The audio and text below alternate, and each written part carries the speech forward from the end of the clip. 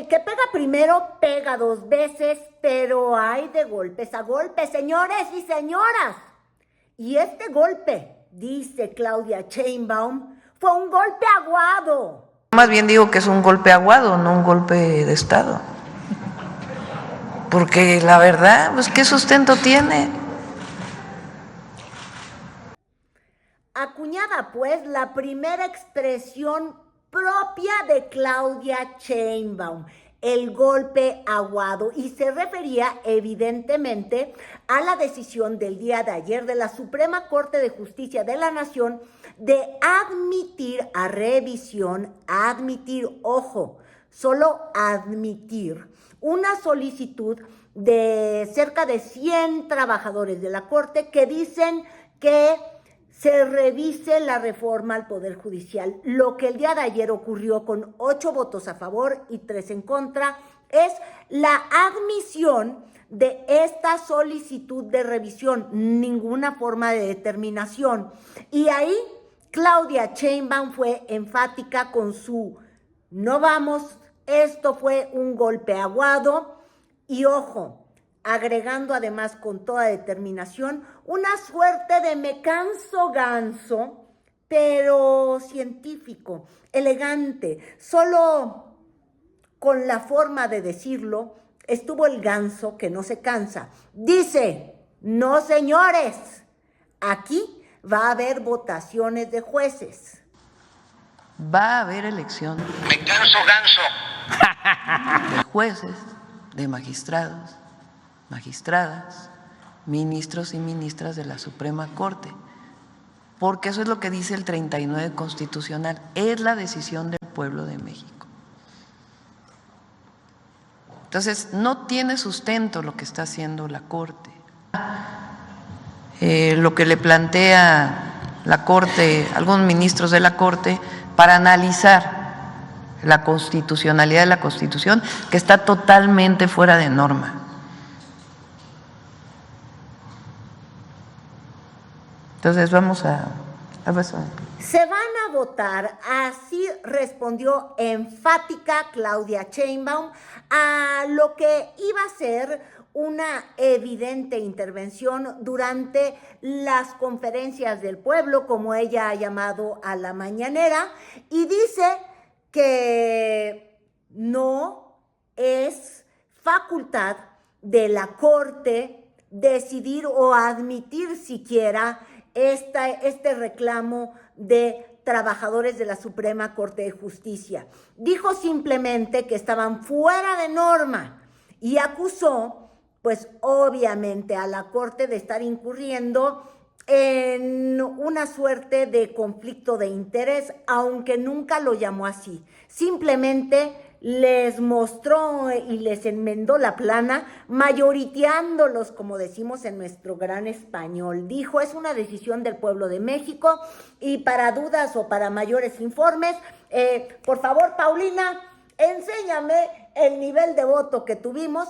Y pues sí, intimidante y apabullante, y además aprovechó para decir, oigan, no estamos sobre representados porque ganamos en 256 distritos, que son los que determinan a los 300 diputados por voto que llegan al Congreso. Y así, pues les recordó además que el paquete de reformas fue enviado desde el 5 de febrero. ¿Qué es lo que está haciendo ella? Diciendo que el procedimiento sí fue seguido, porque una de los argumentos que ha esgrimido la oposición es que el Congreso no logró discutir lo suficiente el contenido de la reforma al Poder Judicial. Y ahí Claudia Sheinbaum dice, pues fíjense ustedes que yo incluso en mis eventos de campaña, dado que se presentó este paquete de iniciativas el 5 de febrero de este año, yo siempre preguntaba, ¿están ustedes a favor de que los jueces sean votados? Y así fue como lo explicó en la mañanera. Una presentación para que recordemos cómo es que nuestra coalición tiene mayoría calificada A ver, primero para todos los adversarios, los que no están de acuerdo con lo que se está aprobando, es una decisión del pueblo de México. Hay que recordar que el 5 de febrero del 2024 el presidente López Obrador presentó 20 reformas, entre ellas la reforma al Poder Judicial. Lo que se planteaba en la reforma al Poder Judicial, esencialmente, que jueces, ministros, jueces, magistrados, magistradas, ministros y ministras sean electas por voto popular. Entonces, en campaña ponía yo a votación en la plaza pública: ¿quién cree que deba seguirse eligiendo a ministros de la Suprema Corte? ¿Por los senadores? ¿O quién cree que debe elegirse por el pueblo de México? Es decir, hicimos campaña planteando la reforma al Poder Judicial y las otras reformas. El 2 de junio ganamos con esta diferencia de votación. En el curso de la mañanera, cuando llegaba esta pregunta, Claudia Sheinbaum insistía que no tienen sustento los jueces, que además lo saben porque son abogados. Y muy contundente y con mucha fuerza dijo: a la transformación no la pueden parar 8 ministros. A esos 36 millones de votos no los pueden superar en calidad 8 personas. Los ministros y ministras que votaron para analizar la reforma al Poder Judicial saben que están procediendo ilegalmente, ellos lo saben, porque son constitucionalistas y ellos conocen la Constitución. Los argumentos, por ejemplo, ayer que se utilizaban por parte de uno de los ministros, hablando inclusive de personas de un partido político, bueno, ¿qué sustento es ese? Entonces, ellos y ellas tienen que aceptar que el pueblo de México tomó una decisión y que el artículo 39 es muy claro y el 135 también, y que la reforma a la Constitución ya fue publicada en el Diario Oficial de la Federación. Más adelante, en una segunda ronda de preguntas, llegó una por parte de Nancy Flores, que está en uno de estos medios que son los que, pues de alguna manera, parecía que respondían a lo que planteaba Jesús Ramírez Cuevas, y entonces llega una pregunta mucho más directa, casi que si ella, Claudia Sheinbaum, iba a acusar, ahora, ¿ante qué jueces, verdad? Pero bueno, iba a acusar o enjuiciar o no sé qué es lo que se puede decir en términos legales, a los ministros por una especie de desacato.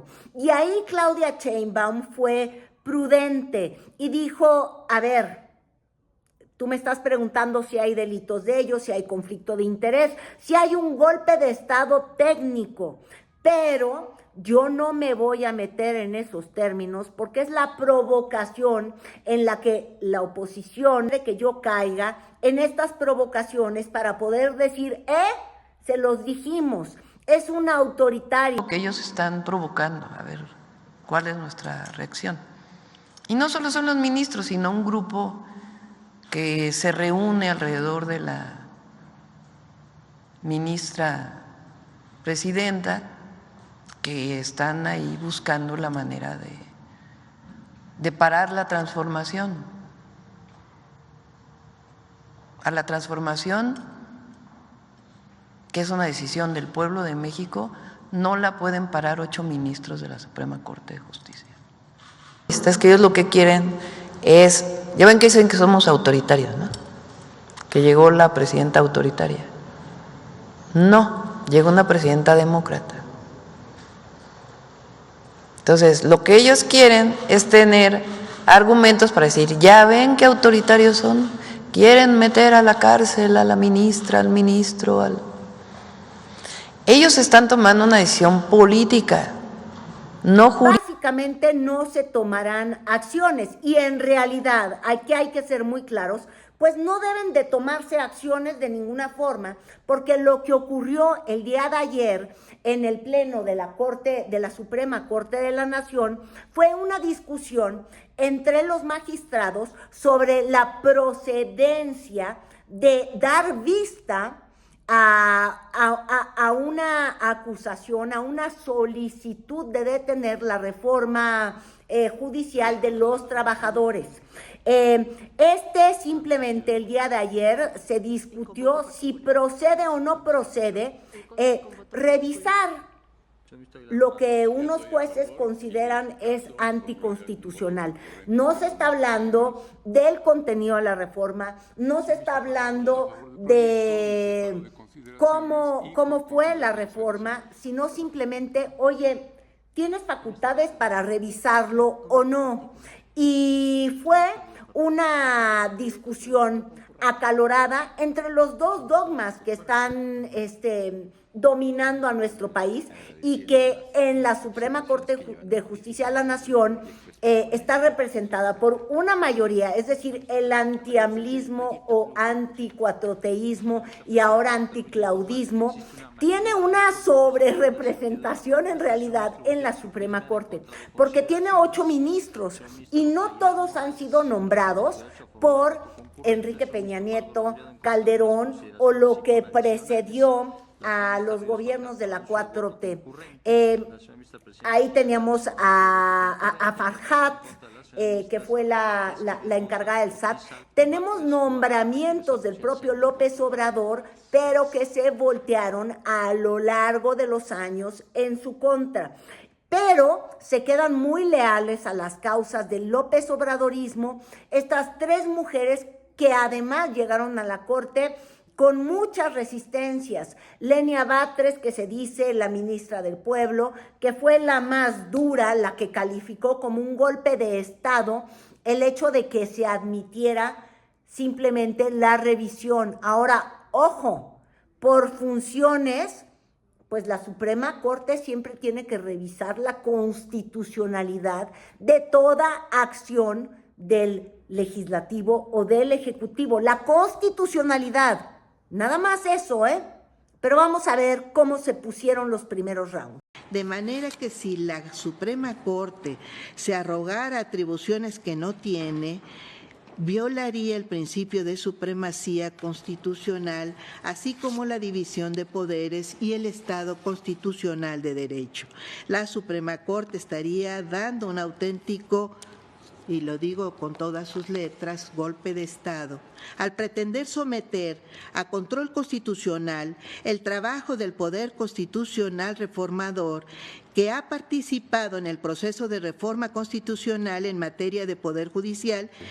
Que el planteamiento de analizar la constitucionalidad de una reforma constitucional ha sido defendido, y defendido bien, y promovido incluso por el partido que hoy goza del oficialismo.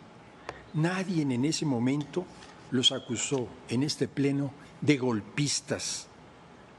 Lo que sí me gustaría recordar es que en el amparo indirecto 70 del 2014, suscrito por grandes juristas de nuestro país, a quien respeto muchísimo, como lo es Ernestina Godoy, Adán Augusto López y Ricardo Monreal, en ese momento lo que pedían era revisar el proceso constitucional, el proceso de reforma de la Constitución hace 10 años. Nadie en ese momento, reitero, los acusó de golpistas. Así empezaban los argumentos, les digo yo. 3 ministras muy leales al López Obradorismo. Y entonces en ese mismo tenor fueron las intervenciones de Yasmín Esquivel y de Loreta Ortiz.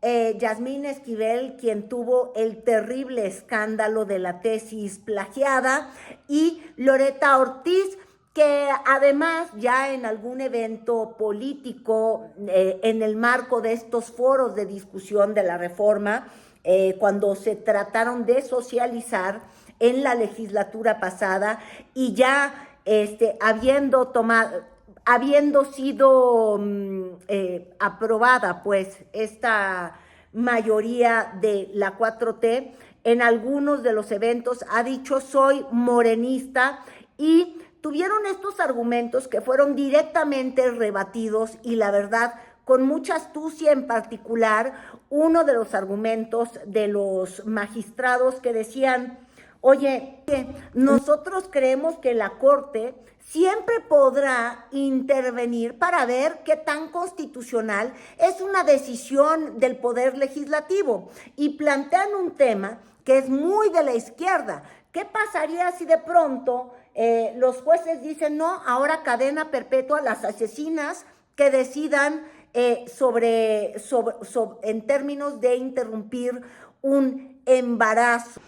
Este Tribunal Pleno, algunos de nosotros han dicho, yo no soy quien para desprender hojas a la Constitución, frase que resume con toda sabiduría cuáles son nuestros límites en el orden jurídico nacional y, por consecuencia, la forma en que hoy habremos de resolver. En suma, la prudencia aconseja que es demasiado tarde para buscarle errores a la Constitución y demasiado pronto para presagiar un fracaso a una reforma constitucional que apenas comienza. Me preocupa que estamos desconociendo el poder reformador de la Constitución. Me preocupa darle trámite en un expediente varios si es constitucional o no una reforma constitucional. ¿Es preámbulo esto de un golpe de Estado constitucional de derecho? ¿La Corte quiere desconocer el poder reformador de la Constitución? ¿Quiere crear una crisis constitucional inaceptable mandando el mensaje de que esta Corte puede echar abajo una reforma constitucional en un procedimiento administrativo previsto en la Ley Orgánica del Poder Judicial de la Federación? Es en el sentido de que basta con que esa legitimidad que tiene el órgano reformador, nadie absolutamente lo duda, pues permitiría, y lo hago más a manera de pregunta, si el día que ese constituyente permanente decida poner en la Constitución que, por ejemplo, la mujer que decide interrumpir su embarazo será sujeta a prisión vitalicia, ustedes como juezas constitucionales o este tribunal tiene que acatar, sin ni siquiera permitirse la oportunidad de reflexionar. Me aparto totalmente de esa corriente.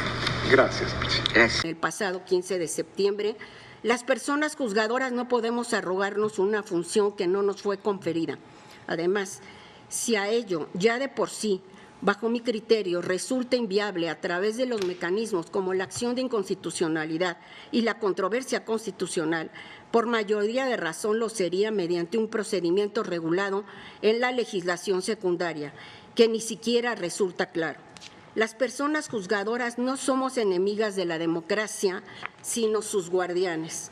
Desde esa perspectiva y a través de las herramientas que la Constitución sí proporciona, esta Suprema Corte trabaja constantemente por la maximización de los derechos y se hace cargo de una obligación compartida con los demás poderes de la Unión y con todas las autoridades mexicanas relativas a promover, respetar, proteger y garantizar los derechos humanos de todas las personas. Entonces, yo estoy a favor del proyecto. El análisis de fondo sobre si la pretensión de los promoventes tiene sustento o no, no corresponde a este momento procesal. Ya lo dijo el ministro ponente. Esta es una consulta preliminar solo para saber cómo analizar lo que las personas magistradas nos plantean. Decirles argumentos en contra, argumentos a favor para una decisión en el Pleno que aprobó estudiar la petición de un grupo de jueces. Hasta ahí estamos en este momento. Cuando se da esta votación, la respuesta primera llegó por el Poder Legislativo y evidentemente fue en el mismo sentido que la respuesta del Ejecutivo que vimos hoy en la mañana y fue el presidente del Senado, Gerardo Fernández Noroña, quien dijo, ¿sabían qué? El mismo canso ganso, pues, me canso ganso. Van a ser sometidos al voto popular, los ministros, los jueces, los magistrados. Naya Mota, que no me informó el motivo de su intervención, pero tiene el uso de la palabra. Gracias, presidente. Comuniqué que era una información a este pleno. La Suprema Corte de Justicia de la Nación acaba de determinar que sí puede revisar la constitucionalidad de la reforma judicial. Señoras, señores, la República funciona y deseo de todo corazón que siga funcionando. Es cuando, presidente. Muchas gracias. Efectivamente, hace unos minutos, la Suprema Corte de Justicia de la Nación, por 8 votos a favor, demostró su carácter faccioso al plantear que está por encima del Poder Legislativo, que tiene atribución soberana como constituyente permanente de reformar la Constitución. Ni la Suprema Corte de Justicia de la Nación ni el Poder Judicial tienen atribución jurídica alguna para revisar los actos de esta soberanía y del Poder Legislativo. No puede, no debe la Suprema Corte de Justicia de la Nación erigirse como supremo poder por encima del Poder Legislativo y del Poder Ejecutivo y sobre todo del soberano, que es el pueblo de México. Por esta razón, esta presidencia plantea con toda claridad y firmeza que la elección de las personas juzgadoras se llevará a cabo el primer domingo de junio de 2025, lo quiera o no lo quiera la Suprema Corte de Justicia de la Nación. Poder, y hay que insistir, el único de los 3 poderes que no es votado, es decir, los 11 ministros que están discutiendo sobre la validez o no de la reforma, no han recibido jamás un solo voto ciudadano o ningún voto popular. Es el único poder que no emana directamente, ojo, porque sí, lo propone el Ejecutivo, los que están ahí los propuso el Ejecutivo y los validó el Senado. Esa es la forma en la que son democratizados, pero no han sido votados directamente por pues los gobernados, por el pueblo de México, si usamos estos términos que tanto le gustan a la 4T. Este poder no puede ponerse por encima de poderes con los que es igual y no puede erigirse como supremo poder por encima del soberano. Así han sido los argumentos de parte del legislativo, que tiene una mayoría de Morena y aliados, y la presidenta de la República, que llega también con esta mayoría de Morena y de sus aliados. Y ojo, nos encontramos en un momento delicado. Ante esta coyuntura también salió la otra parte del legislativo, que es la Cámara de Diputados, con voz de Ricardo Monreal. Obviamente es una barbaridad jurídica, una barbaridad constitucional la que pretenden hacer. Pero no hay que enojarnos, hay que buscar salidas. Así como ellos están intentando actuar de manera inconstitucional, nosotros los legisladores tenemos que buscar salidas adecuadas y respuestas convenientes.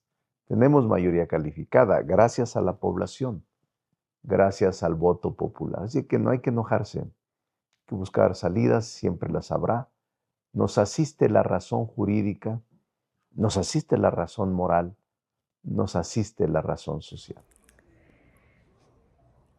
Y ahora tendremos que ser pacientes y esperar justamente qué es lo que viene. Es un momento delicado, sí, porque necesitamos una democracia con demócratas. Es decir, demócrata es aquel que reconoce que su voz es una y que las decisiones las gana la mayoría, pero una mayoría que también tiene que saber escuchar a las minorías, porque la democracia se hace en pluralidad, no con una voz que atropella a las demás.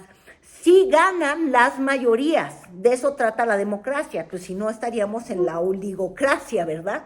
Y esa es la que en todo momento, o al menos desde la motivación que impulsaban las reformas que planteó el presidente López Obrador, generalmente iban en contra de las decisiones de la oligarquía, de los muy pocos, de la élite, siempre dijo el presidente López Obrador. Y el espíritu de la reforma o de llevar a voto justamente a jueces, ministros y magistrados tenía como razonar no el hecho de que estuvieran capturados ellos por el poder ejecutivo, sino que decía que habían llegado ahí los poderes del dinero o de los oligarcas, que no son los partidos, ojo, sino el poder económico o las élites que podían influenciar e invitar a sus bodas a los ministros de la Corte. La mejor reforma estuvo ahí. Yo en lo personal no estoy convencida. Creo que fue un gatopardismo en el que dices, no quiero que esté capturada por esta minoría, entonces la voy a capturar por otra minoría, mayoría, si la quieres ver de alguna forma, por una minoría, pero que es más mayoritaria, que va a ser la de el partido político que sea el dominante. Todo siempre es perfectible, y digo el dominante porque la oposición dice es que quieren magistrados, jueces de Morena, y no, serán magistrados, jueces de quien tenga capturado el poder político. Eso no siempre va a conducir a los mejores resultados, porque lo vimos, por ejemplo, en la conformación del Consejo del INE. Si está dominando el PRI, pues el PRI nombraba a sus consejeros con gente como Luis Carlos Ugalde, ¿no? Pero si entonces ahora se está poniendo un poquito la mayoría hacia el panismo, hacia el perredismo, y acabas teniendo a Lorenzo Córdoba. Y así tendríamos que encontrar de pronto formas en que la voz de los ciudadanos no sea también nada más capturada por la voz de los partidos. Los partidos tienen incentivos diferentes a los de la ciudadanía. Los partidos lo que quieren es quedarse en el presupuesto y ser mayorías. No siempre nos dan los mejores candidatos. Estamos trabajando en una mejor democracia, sin duda, y habrá que seguir en ello.